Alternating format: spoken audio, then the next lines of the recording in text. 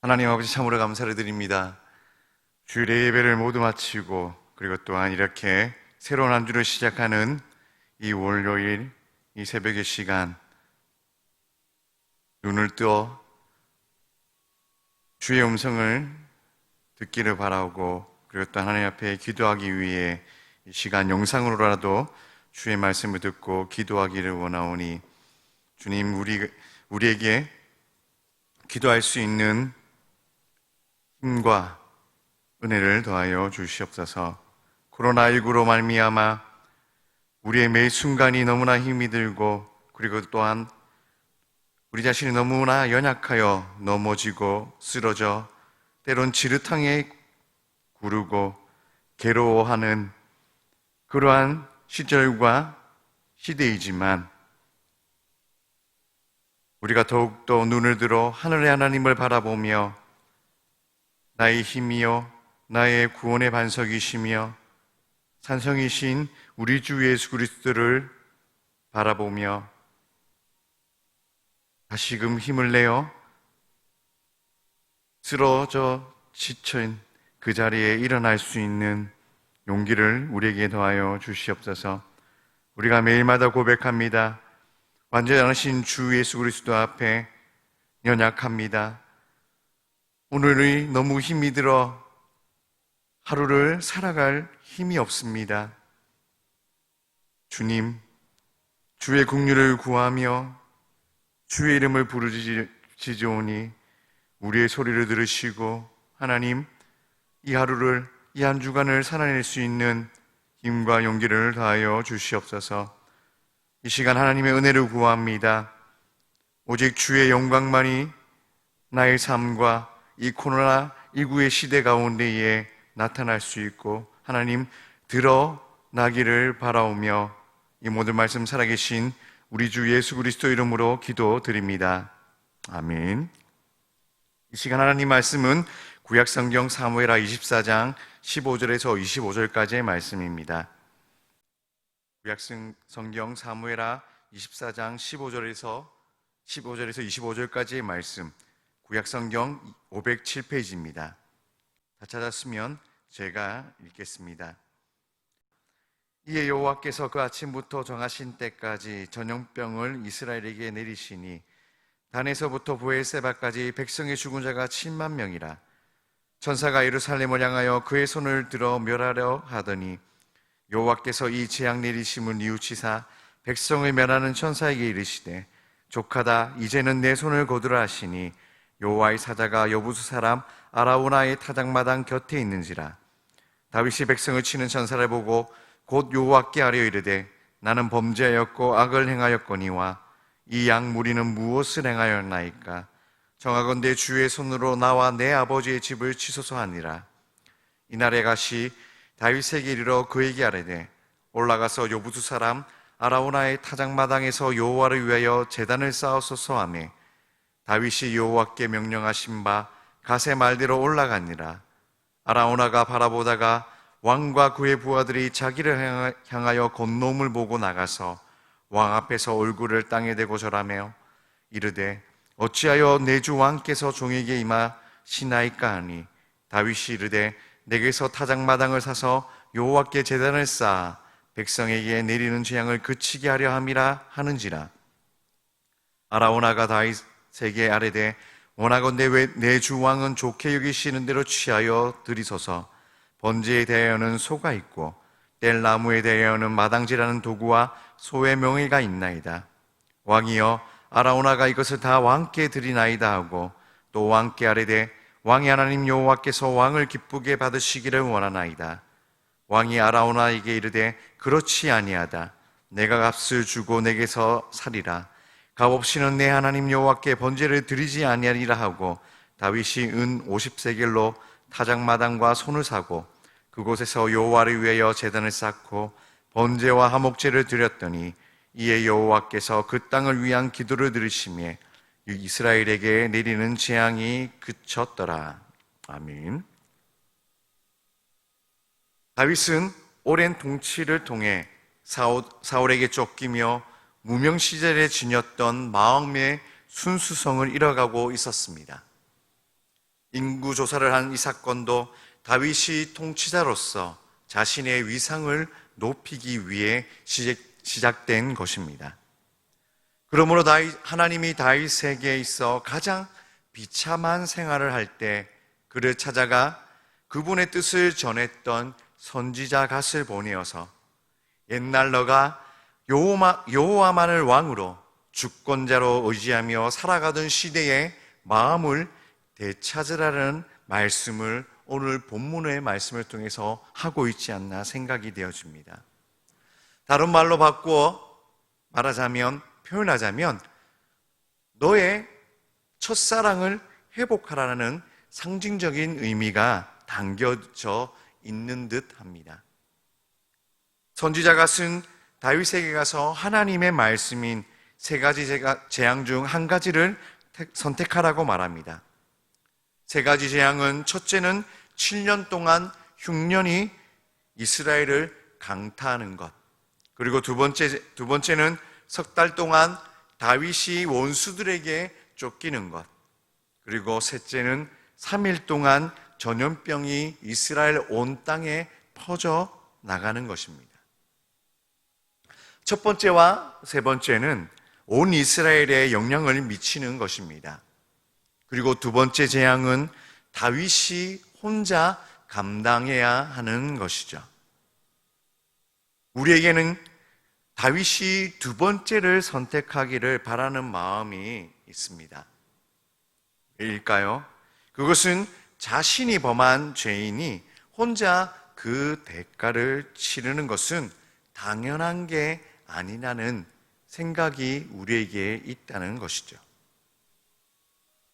그러나 압살롬에게 당했던 두려움이 그를 언습했는지 그는 전염병이 자신이 통치하는 이스라엘을 3일 동안 강타하는 것을 선택을 합니다.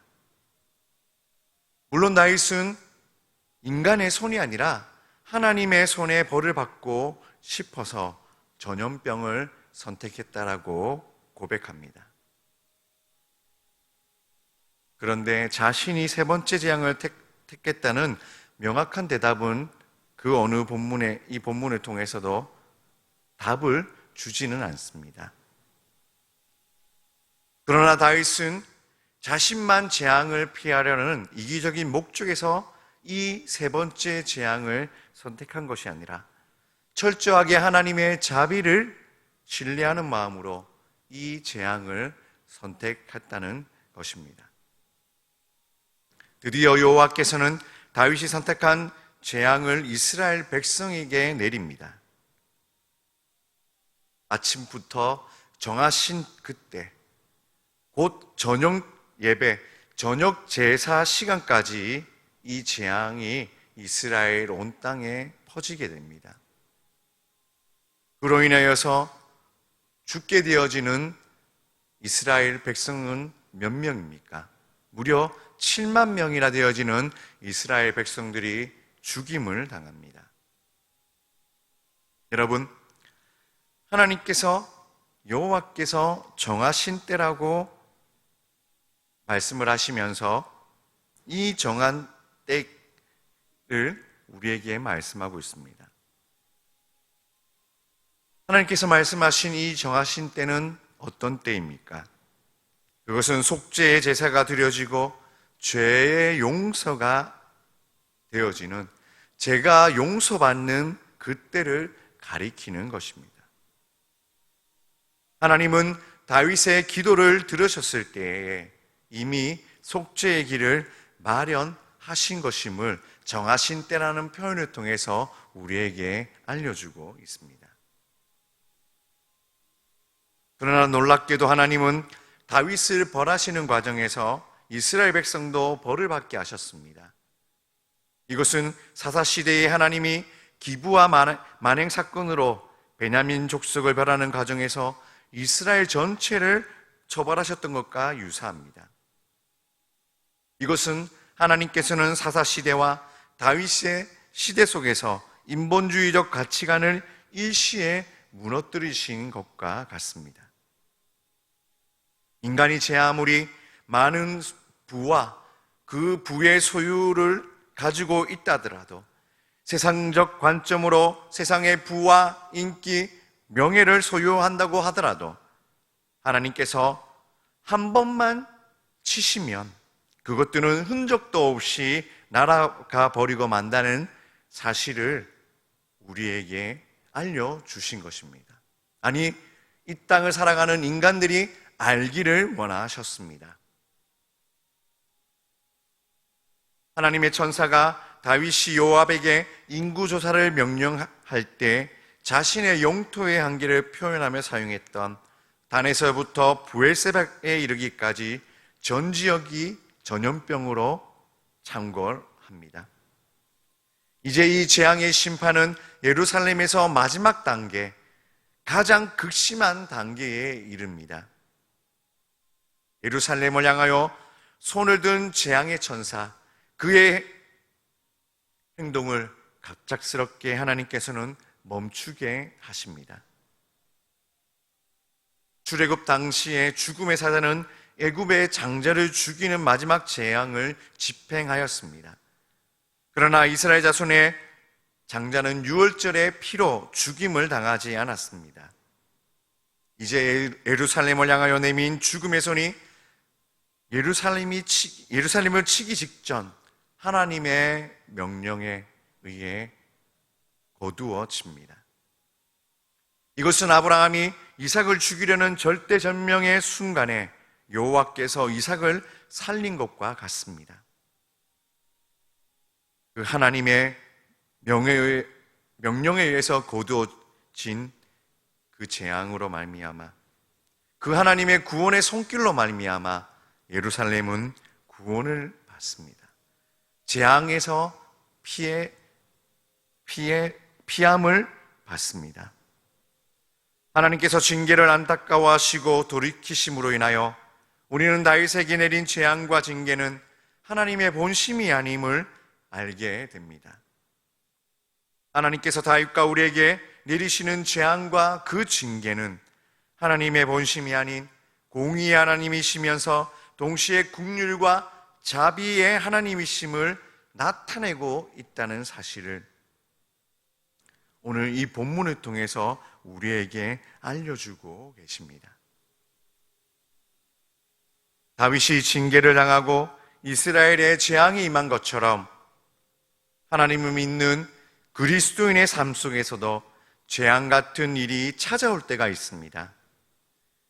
그 일이 나의 잘못된 선택으로 인한 고난인지, 애매한 고통인지, 내가 뿌린 씨를 거두는 일인지는 정확히 알 수 없습니다. 그러나 한 가지 확실한 것은 그것을 우리에게 허락하신 여호와 하나님은 은혜와 자비로운 분이십니다.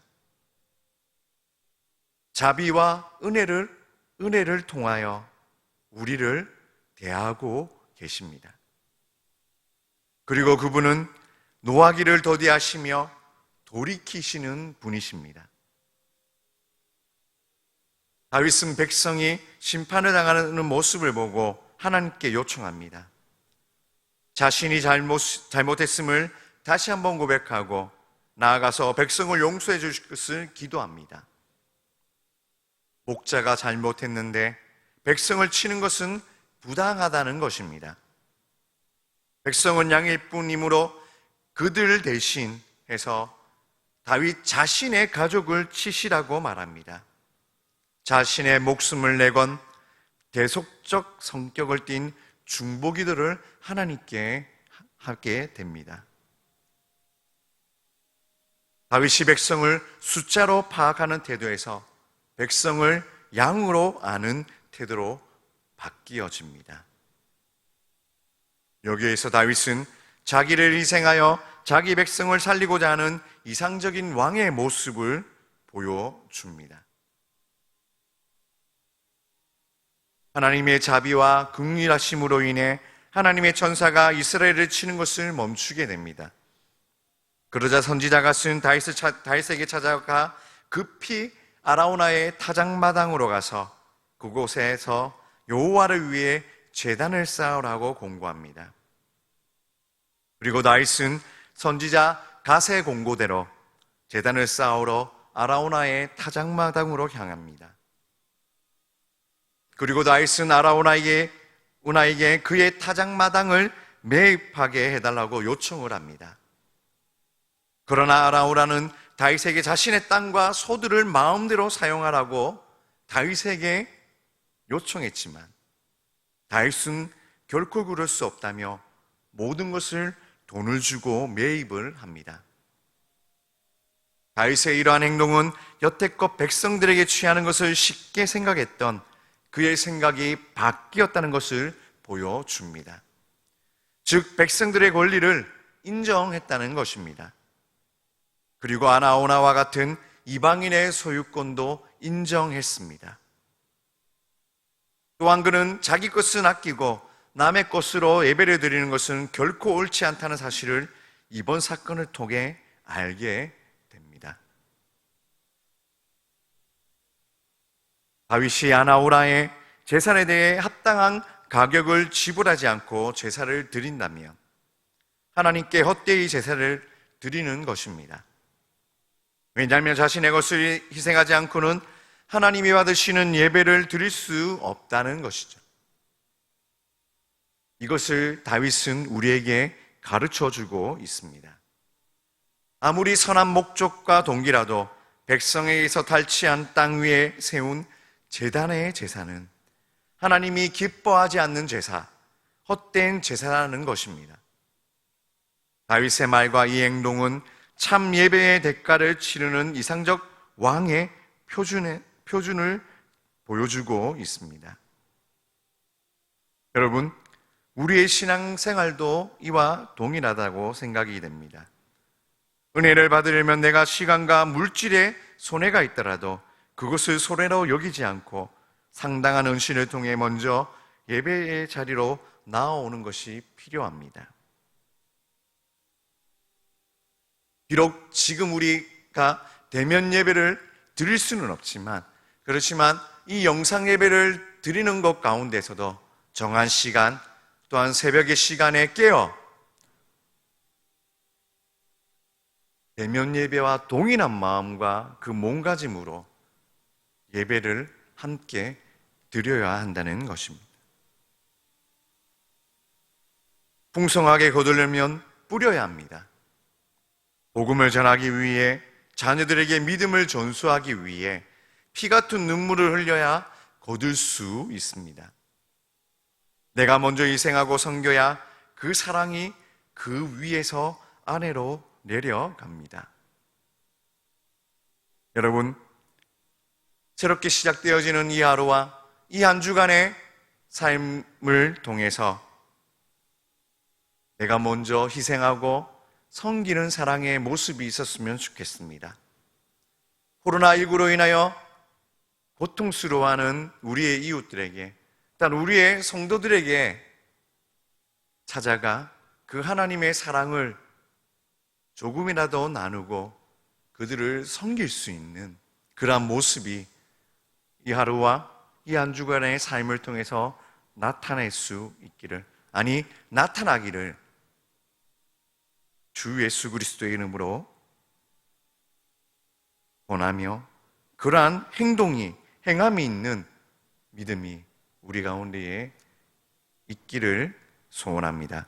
우리 같이 함께 기도할 때에, 하나님, 내가 세상의 가치관이 아닌 하나님의 주권을 인정하며 그 말씀을 온전히 따라가는 인생이 되게 해달라고, 그리고 우리의 가정을 위해서 기도할 때에 하나님을 날마다 예배하고 하나님의 그 은혜로 회복되어지는 가정 되게 해달라고, 그리고 교회를 위해 기도할 때에 몸은 멀리 있지만 성도들의 마음은 가까이 하며 서로를 돌아보는 그러한 믿음의 지체들이 될 수 있게 해달라고, 한우들과 그리고 또한 육체의 연약함으로 낙심하는 자들, 그리고 마음이 상한 자들을 위해서, 그리고 또한 코로나19로 인하여서 경제적으로 힘들어하는 우리 믿음의 성도들을 위해서 같이 함께 기도하고 각자의 기도 제목을 가지고